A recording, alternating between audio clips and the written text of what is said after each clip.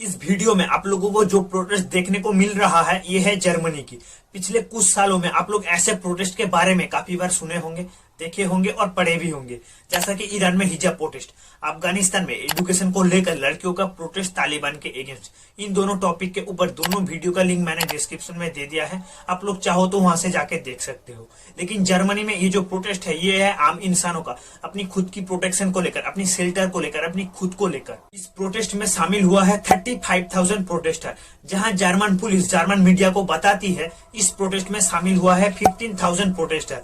German police क्यों German media को ऐसा झूठा इंफॉर्मेशन दिया है, क्यों इन प्रोटेस्टरों के ऊपर जर्मन पुलिस वाटर स्प्रे कर रहा है और क्यों इन प्रोटेस्टरों के ऊपर नाइट स्टिक से चार्ज किया जा रहा है। अब आते हैं मुद्दे पे। वेस्ट जर्मनी की एक छोटा सा गांव है लुटजरेथ और इस छोटी सी गांव के नीचे रिजर्व है लिगानेट।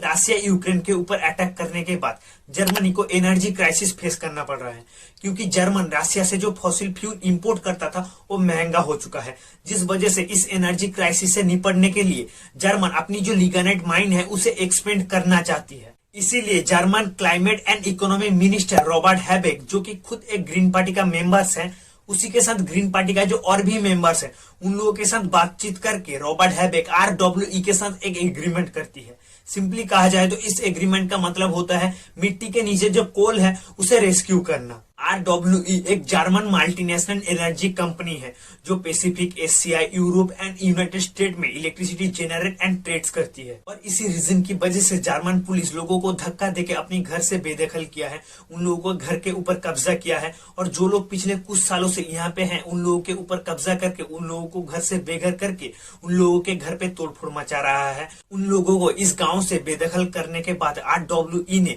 लुटजरेथ के चारों तरफ 1.5 किलोमीटर तक पूरी तरह से घेर दिया है और जमीन के नीचे लिगानेट तक पहुंचने के लिए इस गांव की पूरी स्ट्रक्चर को तोड़फोड़ कर मचा के रख दिया है। इस वजह से 35,000 प्रोटेस्टर मिट्टी और बारिश के बीच प्रोटेस्ट करते हुए लुटजरेथ की तरफ आगे बढ़ रहे हैं।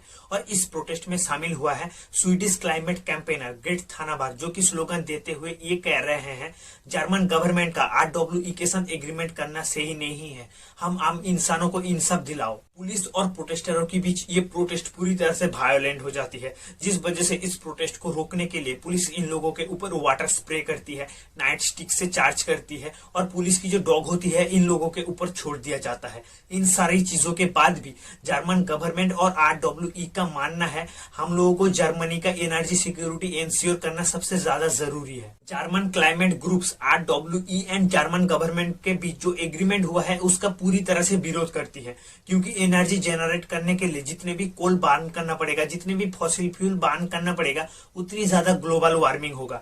जिस वजह से जर्मन गवर्नमेंट ये नहीं चाहता था कि पूरी दुनिया के सामने जर्मन की असलियत पता चल जाए, जिस वजह से जर्मन गवर्नमेंट अपनी मीडिया को झूठी इंफॉर्मेशन दे रहा था। जर्मन गवर्नमेंट की ऐसी डिसीजन पे आप लोगों का क्या राय है कमेंट सेक्शन में बताइए और ऐसे कंटेंट के लिए वीडियो को लाइक शेयर और चैनल को सब्सक्राइब करना ना भूलें।